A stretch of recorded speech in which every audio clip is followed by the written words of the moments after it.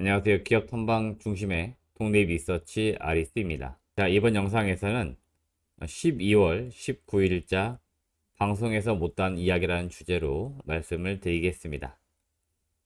참고로 현재 촬영일은 12월 20일인데요. 제가 어제 방송을 마치고 나서 바로 기업 탐방 때문에 경기도 안양으로 이동을 했습니다. 그래서 1시에 휴비츠라고 하는 기업 탐방을 진행을 했고요.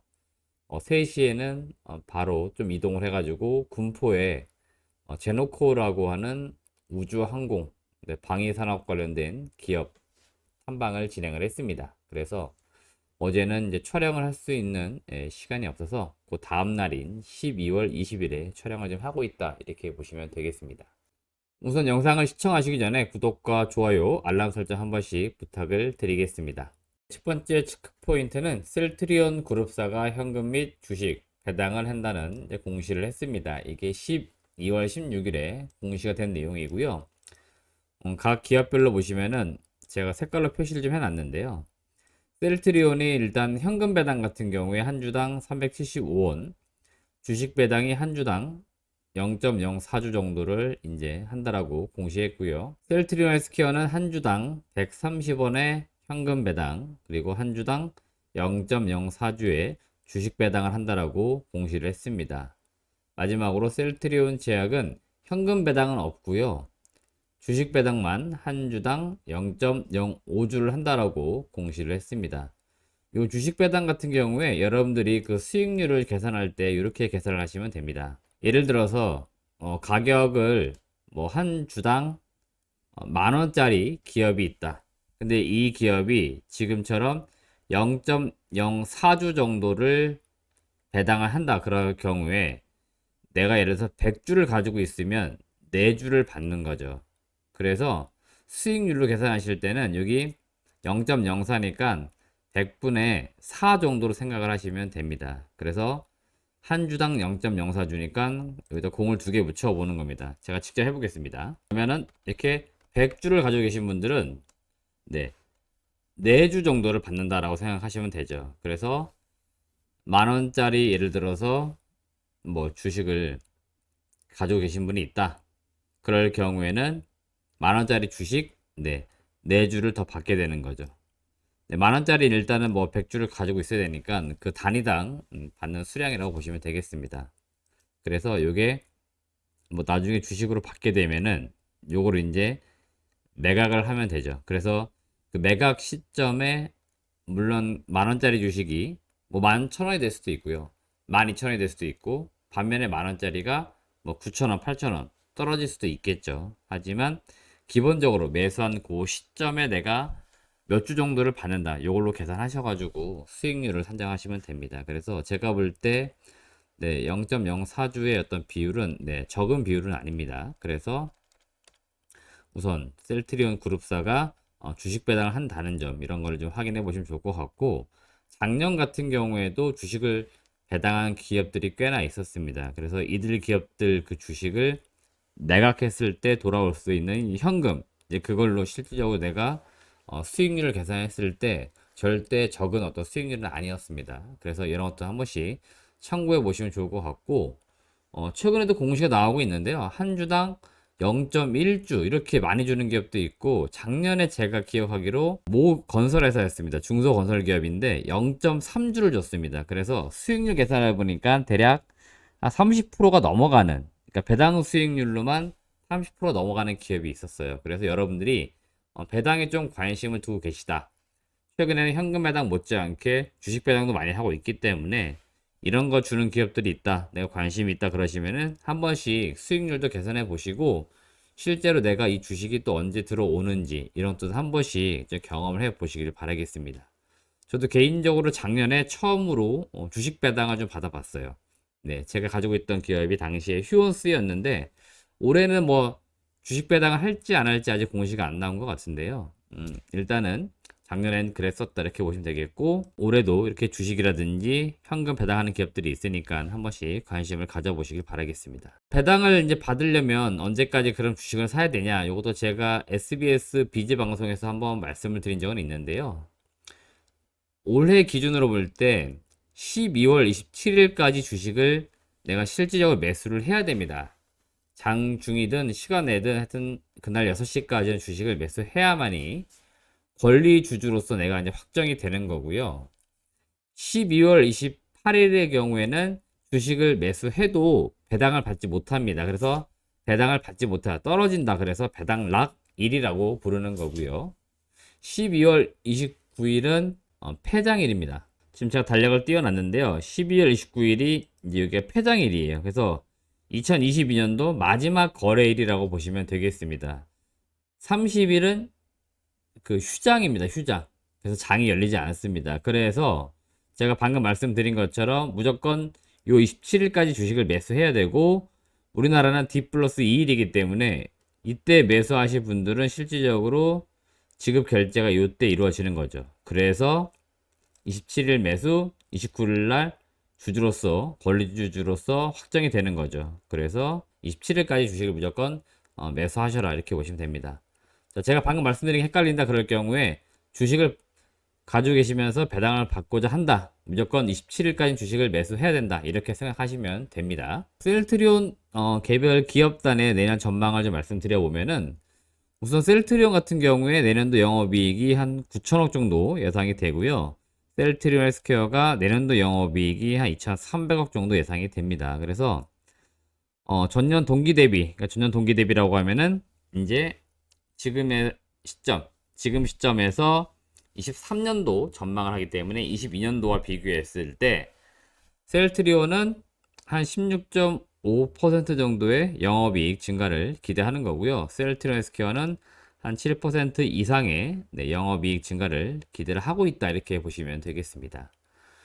우선 셀트리온 같은 경우에 미국, 유럽, 주로 이제 의료 선진국 요 지역에서 요 바이오 시밀러 사용 확대가 기대가 되고 있고요.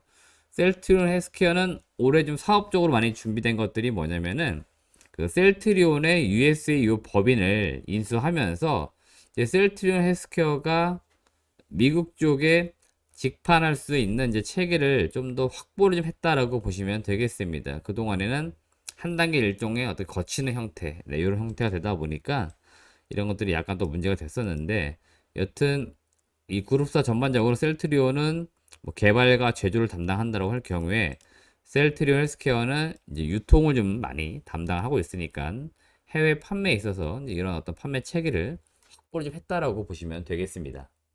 네, 두 번째 이슈는 택배와 관련된 내용들이라고 보시면 되겠는데, 우리가 통상적으로 택배라고 할 경우에는 이제 국내 물류를 어떻게 담당을 하느냐, 이런 것들에 많이 초점을 두고 있는데, 최근에는 요 초국경 택배라고 해서 이제 국내에서 국외로, 반대로 또 국외에서 또 국내로, 이런 형태의 어떤 초국경 택배, 그러니까 국경을 넘나드는 이러한 어떤 택배 시장의 규모가 지금 21년도 기준으로 볼 때 100조 원대까지 규모가 성장을 좀 했고요.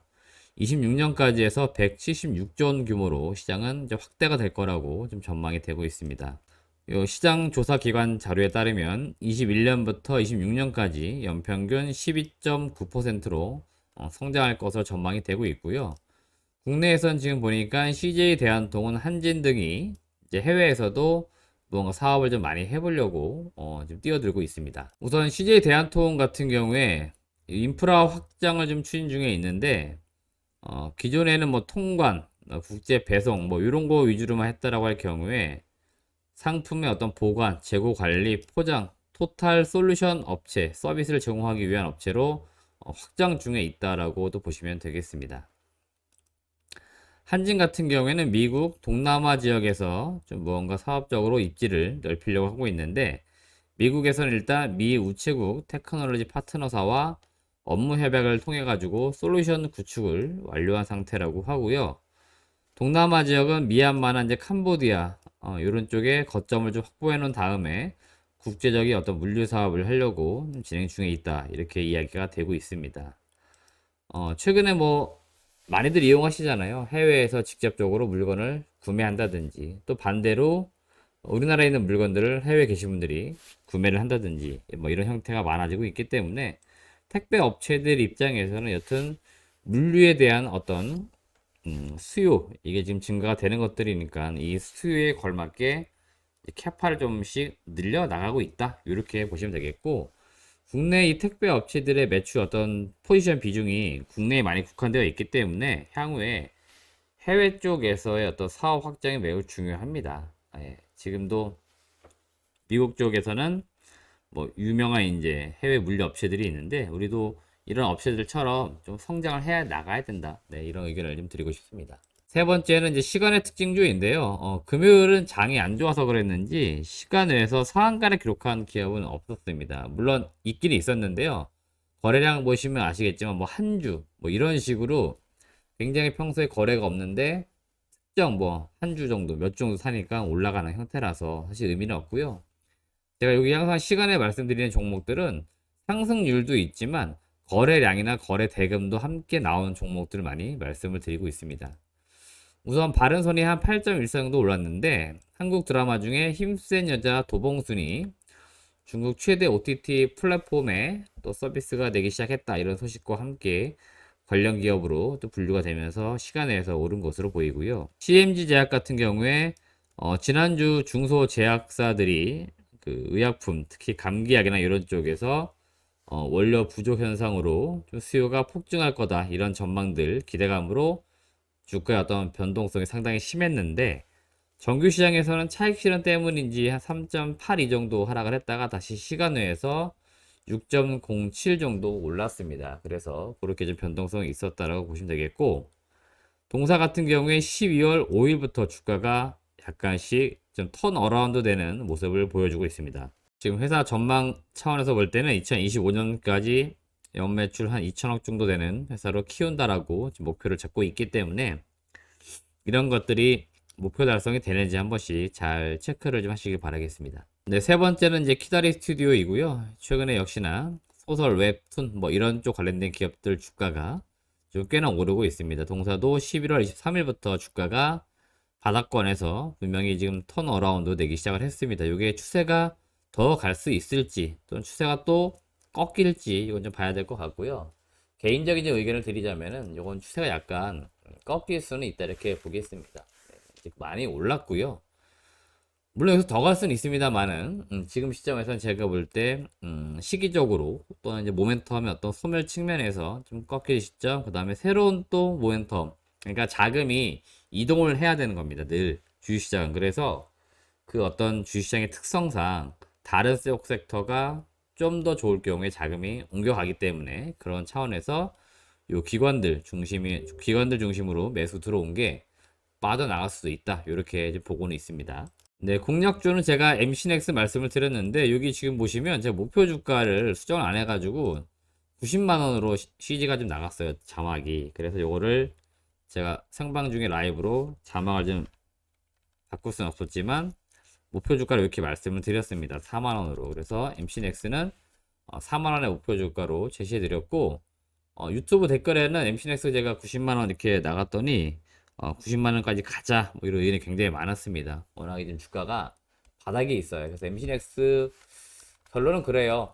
뭐 올해는 상당히 실적이 안 좋았습니다. 영업이익이 140억대로 지금 급감을 했다가 내년도에 400억대까지 다시 전망이 되고 있는데, 항상 요 400억대까지 나온다라는 게 확정이 아닌 거죠. 늘 회사는 사업이 어떻게 달라질지 몰라요. 그래서 요거는 전망이고요. 다만 전망이 뭐 그냥 나오는 것들은 없습니다. 근거 없이. 일단은 모바일 쪽에서는 뭐 기존의 카메라 모듈 당연히 나가겠죠. 근데 추가적으로 OIS라고 해서 손떨림 방지 기능이 있는 요 카메라 모듈 좀 더 비싼 겁니다. 그러니까 기존에는 뭐 AF라고 많이 불렀던 오토포커스, 요거보다 좀 더 한 단계 업그레이드된 OIS의 그 카메라 모듈, 요게 좀 판매가 될 것으로 기대가 되고 있고, 기존의 S 시리즈 그 다음에 여기 넘어서 A 시리즈까지 납품할 가능성이 제기가 되고 있습니다. 그러니까 물량이 좀 더 많은 쪽으로 부품이 탑재가 되면은 당연히 판매량은 늘어나는 거기 때문에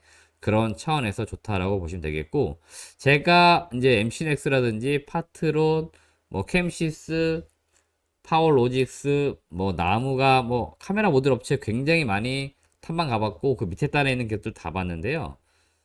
갤럭시 S에 들어가든 A에 들어가든 이 공급하는 업체들 입장에서 볼 때는 어, 단가 차이는 크게 없더라고 합니다. 그러니까 마진 차이는 크게 없어요.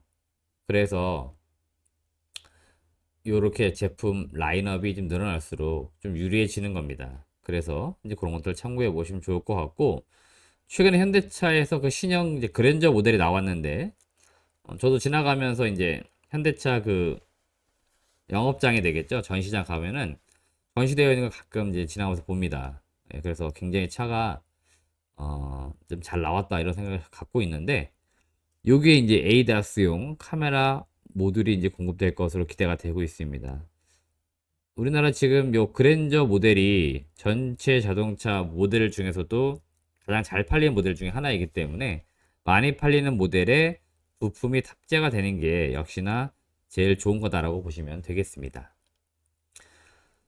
두 번째 투자 포인트는 자율주행의 어떤 테마적인 부분입니다. CES 2023에서 제가 아주 주요하게 보고 있는 테마가 일단 메타버스, 그리고 로봇, 그 다음 자율주행입니다. 그래서 이와 관련된 제가 보고서를 또 작성을 했어요. 테마 보고서 작성을 했는데 바로 이 내용입니다. 여기 보시면 제가 텔레그램 채널에 네, CES 2023 미리 보기 해가지고 네, 제가 이제 여기에 간략하게 메타버스, 자율주행, 그리고 로봇 이렇게 해서 관련 기업들 정리를 좀 해 놓았습니다. 이 보고서는 말 그대로 단순 테마 산업 가이드 보고서이니까요.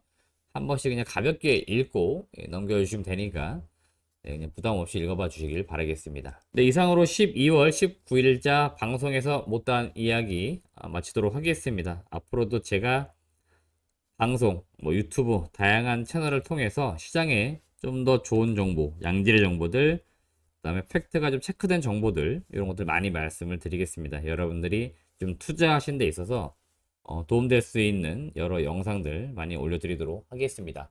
시청해주신 여러분 고맙습니다.